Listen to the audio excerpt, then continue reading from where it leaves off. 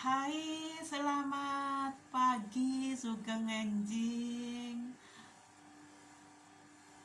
Salam sejahtera buat semuanya. Assalamualaikum warahmatullahi wabarakatuh.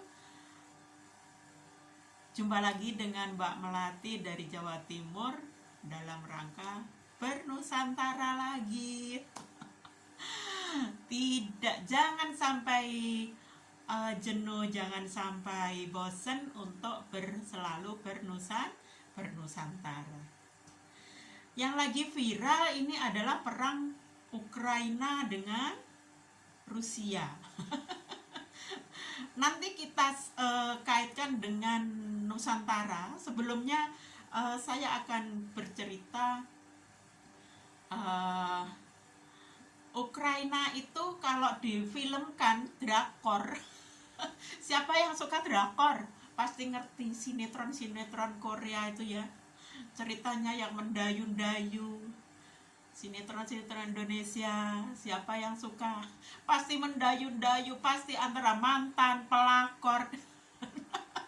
Nggak jauh-jauh dari itu. Nah, cerita tentang peperangan Ukraina dan Rusia kita bikin seperti itu ya.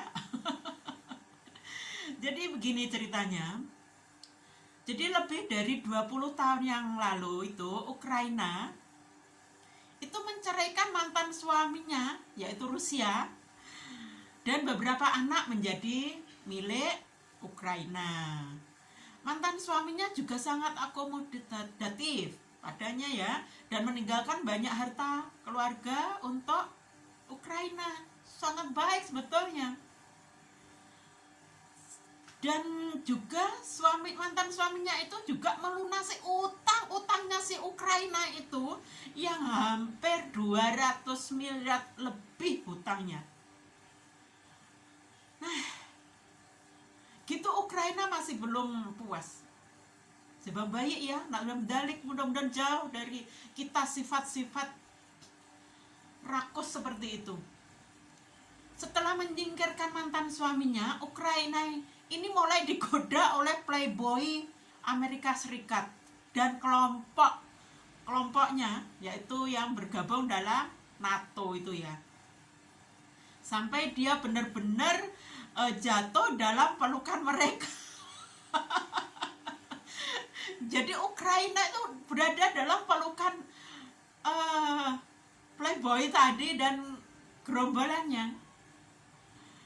Itu masih oke. Mantan suaminya oke-oke saja, udah nggak marah, masih biarinlah, dia sudah bebas, bukan istrinya lagi.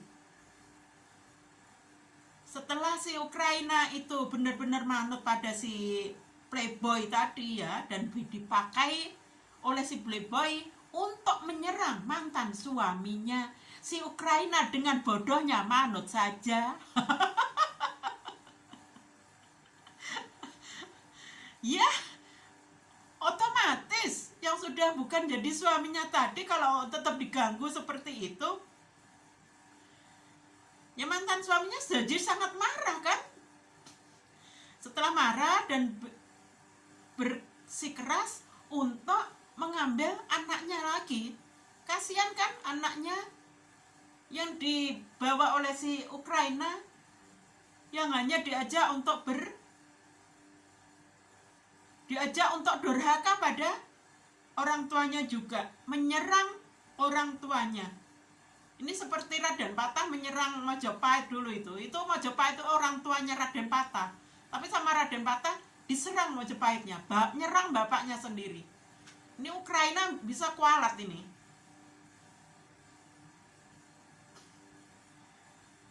Nah, karena siapa? Mantan suaminya tadi meminta anaknya yang bernama Crimea ya. Nah, Crimea kan diminta sama mantan suaminya mau openi sendiri, biar nggak diopeni si Ukraina yang lagi bejat sama playboy tadi.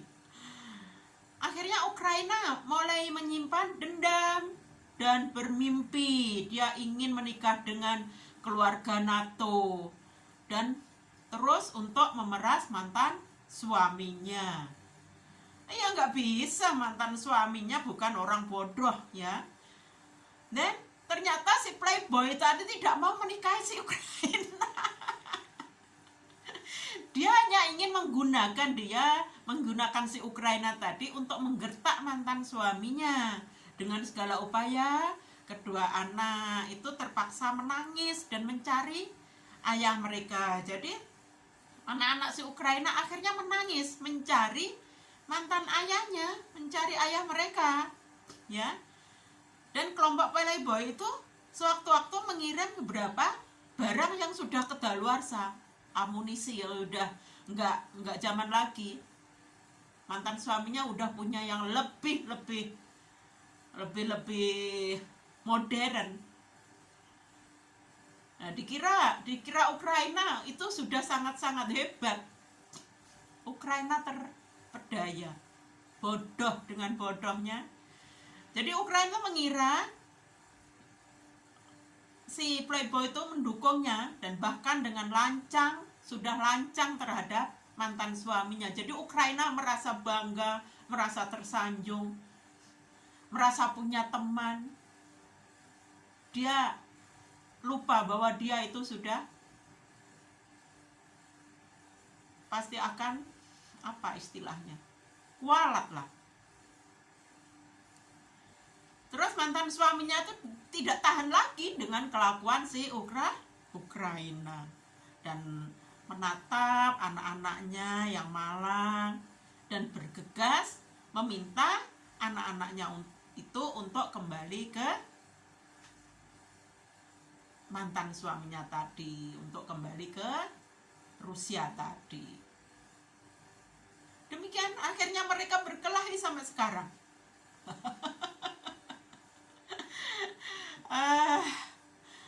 Apa ya? Udah paham ya kalau dibikin model drakor seperti ini? Jadi ternyata semua itu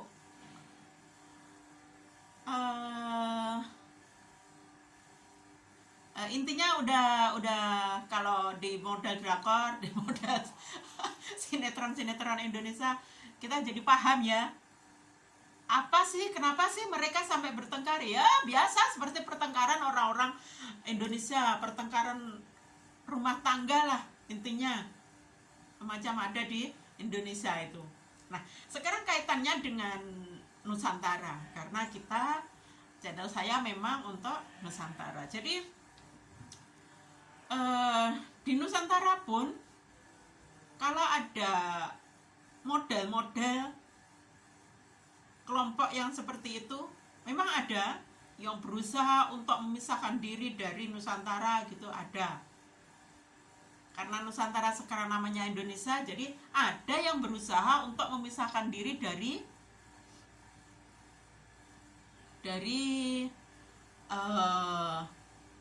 Indonesia. Kita tahu sendiri, ada yang oleh Indonesia oke dilepas saja daripada istilahnya terjadi pembantaian yang luar biasa, yang macam Ukraina itu kan udah banyak itu korbannya, nggak kemen-kemen, hancur lah intinya.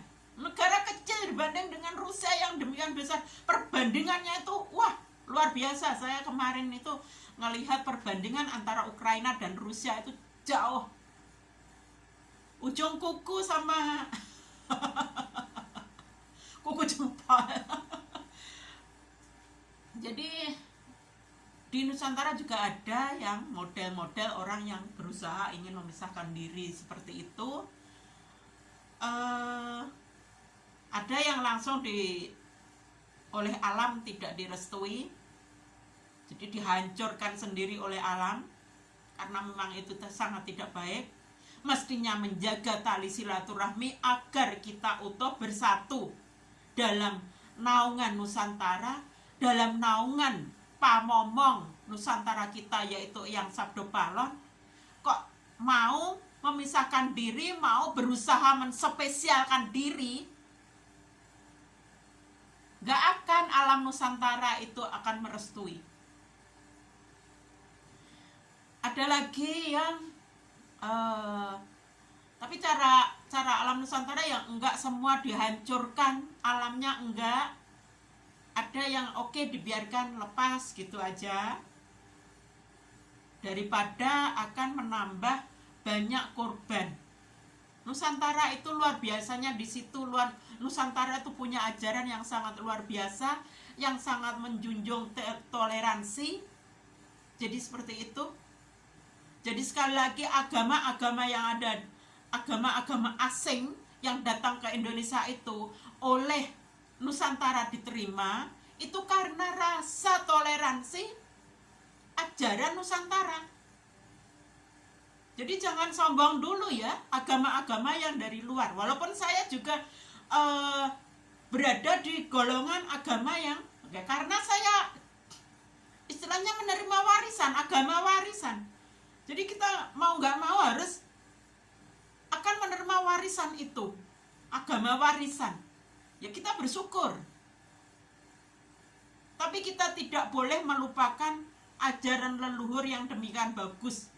Jadi agama saya sudah menyatu dengan ajaran leluhur yang harus bertoleransi dengan semua manusia yang ada di Nusantara terutama. Jadi semua manusia, semua makhluk, bukan manusia saja, semua makhluk. Itu ajaran Nusantara itu mengajarkan untuk mentoleransi semua makhluk, menghormati semua makhluk, entah mau tumbuhan, entah hewan, entah makhluk halus, apalagi manusia yang berakal. Satu kata untuk perbedaan yang di keyakinan. Nah, disinilah orang Nusantara berharap semua yang punya agama, yang punya keyakinan itu memakai ajaran Nusantara, yaitu bernalar, berbudi, dan berilmu. Kalau sudah seperti itu, nanti tidak ada manusia Indonesia yang merasa agamanya paling benar. Saya berada di agama mayoritas, tapi saya berusaha bisa menghormati semua agama yang ada di Indonesia, semua keyakinan yang ada di Indonesia. Saya tidak menyalahkan sedikit pun ritual-ritual mereka. Saya justru menyalahkan ajaran saya sendiri kalau saya masih bisa menyalahkan ajaran orang lain. Karena ajaran orang lain itu semua juga menuju ke Tuhan, sama dengan kita. Semua menuju ke Tuhan. Justru saya sangat bangga dengan mereka. Mereka bisa menyatu, manunggal dengan Gusti. Kita gimana coba? Kita yakin kalau kita belum sampai ke ilmu yang level tinggi, macam di NU itu ada Toriko, Hakikat, Marifat. Kalau belum sampai level situ, kita masih nol. Jangan bangga dulu.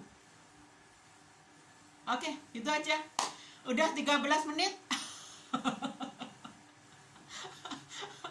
Cerita tentang Ukraina sudah selesai. Ukraina nggak bisa seperti orang Nusantara. Nusantara itu ibarat pewayangan itu Pandowo. Sangat intinya ya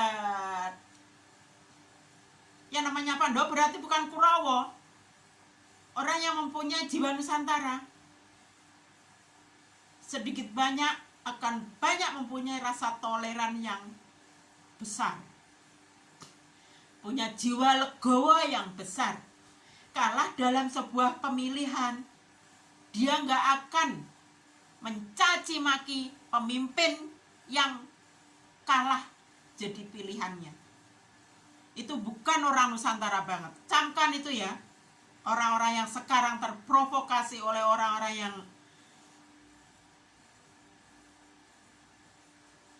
yang kalah dalam Pilpres kemarin. Udah sekarang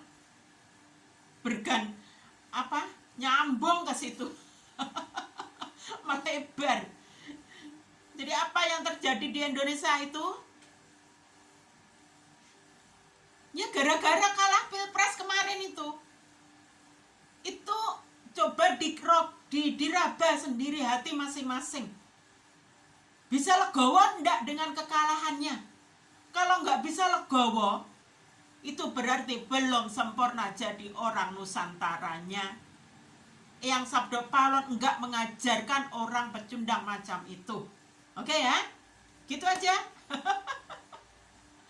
Terima kasih. Mohon maaf, mudah-mudahan bermanfaat. Matur sembah nuwun, pareng sugeng enjing. Selamat siang dan semoga bahagia selalu semua. Kasubadan, amin, swaha, pareng-pareng.